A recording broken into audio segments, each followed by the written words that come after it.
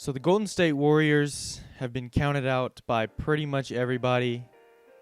Some people are saying they might not even make the playoffs. Some people are saying they'll get the 8 seed and get swept in the first round. But I think that's all stupid. I think they are still a playoff team and a finals contender even. They've been to the finals for 5 straight years. You can't just count that out. You can't. They still have Steph. They have D'Lo. Clay may come back for the playoffs. He probably will. And Draymond Green. Now, their bench is significantly worse than last year. But still, that's a big four. Steph, D'Lo, Clay, and Draymond. That's crazy. And now, put D'Lo on that team last season. You know, replace KD with D'Lo or whatever. And that's I mean, come on now. You can't count these guys out. You know Steph and D'Lo are going to go for like combining for 60 a night or something. Last year, the Warriors won 57 games. They were first in offense with a 115.9 offensive rating, 13th in defense with a 109.5 defensive rating. Now, you can expect both of those to get worse. Offense will also get significantly worse, I think, as well as defense. Defense will take the largest hit because who's your best defender now? I mean, Draymond will always be the best defender on the Golden State Warriors, but who's your second best defender? Willie Cauley-Stein? I mean, yikes. Yikes, anybody? That's awful. D'Lo and Steph are not good defenders. They're probably negative defenders. I mean, D'Lo is 6'5" at least, so I guess he could guard some smaller guards, maybe some decently sized 2 guards. I don't know. He's not great either way. They only lost 4 games en route to the finals last year against Toronto, where, you know, Kawhi took over and KD/Clay got injured. That's probably the only reason they lost, because Clay was lighting it up before he tore his ACL. But this year things are going to be different, because in the offseason they lost Jordan Bell, Quinn Cook, DeMarcus Cousins, KD, Andre Iguodala, Damian Jones, Andrew Bogut, Sean Livingston, Jonas Jerebko. Now, some of those guys were non-factors, like Jonas Jerebko, he's fine. Sean Livingston was a pretty good defender for them. Andrew Bogut was pretty much a non-factor. He was kind of just a big to be there. I didn't see a whole lot of Damian Jones. He was okay, but he's not there anymore. Iguodala is a big loss, especially off the bench, because he's still a very, very good defender. While his shooting may be a question mark, his defense will always be great. And it really hurts to lose that. Obviously, it hurts to lose KD. That's a big hit on offense. It's a pretty big hit on defense. I mean, he's a 7-footer who can shoot. And just being 7 feet tall, that helps you on defense. DeMarcus Cousins was kind of underwhelming. He didn't live up to the hype that everybody was saying. He was, going to come back and average like 20 and 10. People saying that he's going to be an all-star and the Warriors have 5 all-stars. Quinn Cook is okay. He was a okay-ish backup point guard.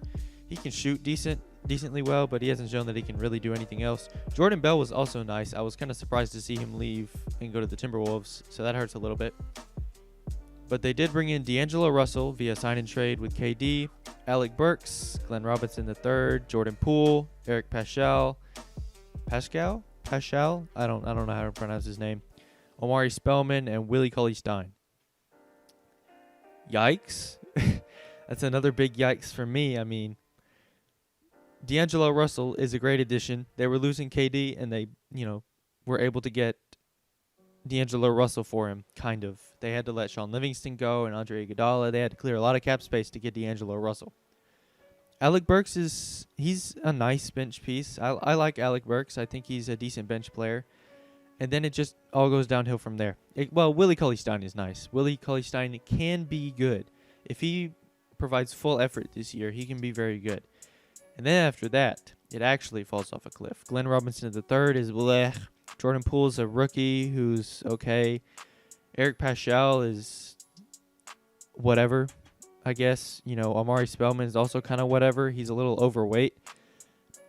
He was traded from the Hawks for Damian Jones in like a 2nd-round pick. Or maybe it was just a swap between the two. I don't know. He's supposed to be a stretch big. He can shoot all right. But, he's overweight and not all that good defensively, and he can't really do anything else. So I think it's safe to say that the Warriors got significantly worse, and the bench is thin as paper. Alec Burks and Willie Cauley-Stein are the only decent bench players. Everybody else is terrible, pretty much. But this could provide an avenue for Steph to go nuclear, have a 2016-esque season. But I wouldn't really count on it. I'd count on him probably scoring 25-plus points a game, like 8 assists maybe. I think he'll do very well. He'll have to carry an offensive load that he hasn't had to carry in a long time. You know, even though he's got D'Lo on his team, that's his second best offensive player, and everybody else is kind of blech on offense. So maybe he goes nuclear. I wouldn't count on it, but you know, the opportunity's there is what I'm saying. And you may see Draymond at least be in shape for the whole season. He's likely going to save his full efforts for the playoffs again. But maybe he'll be in shape this season, because last season he was absolutely terrible. I mean, he was awful for the regular season. And he even said, you know, he hated feeling like that. So maybe he'll be in shape this season. And I think he needs to be in shape and at least provide some effort throughout the regular season, because otherwise, I don't know about the Warriors, man. They need a lot of full effort from all their stars, all 3 of them. D'Lo's a question mark at the 2. We'll have to see how he plays off of Steph and off ball and things like that. I did see a clip of him in the gym taking shots like with real fast releases, like catch and shoot scenarios. Now, then again, it was in that gym where everybody's a 99 overall. But also, it's good to see him working on things like that. He's really, I mean, the season hasn't started yet, but he's embracing the Warriors system. Because I think he will take the ball up the floor plenty of times. I think him and Steph will maybe do a 50-50 split, or maybe it'll be like 60-40. I don't know. Steph is a very good off-ball player, so he'll probably also play off-ball a lot. But if D'Angelo Russell could be a good off-ball player, then I think we have a team here. We have a very good backcourt. Regardless of the defense, I think they might be good enough on offense to negate their very bad defense. But I think D'Lo can be a good 2. I think he'll do fine. So let's talk best case scenarios for this team. Best case scenarios, probably 5th seed, 52 wins, top 10 offense, full effort from all 3 stars. Clay comes back for the playoffs. They can still win the finals, in my opinion. Playoffs is where star power matters the most, and that's where they have all 4 of their stars. Defensively, they're going to be in trouble, but a starting lineup of Steph, D'Lo, Clay, Draymond, and Willie Cauley-Stein, that's probably a top 10, top 5, top 3 maybe starting lineup. I mean, that's crazy. Their bench may be paper thin, but they can stagger the minutes, I think. That's probably what you'll see them do. They'll stagger the minutes of their stars a lot. I think that's what they should do in the regular season too. But the playoffs, the star power matters the most. So I think they can absolutely win the finals, and that's best case scenario. They may be there for 6 years straight, but there's plenty of other teams that have more depth. Maybe not more star power, but more depth, which doesn't really matter as much as in the playoffs, like I've said like 300 times already.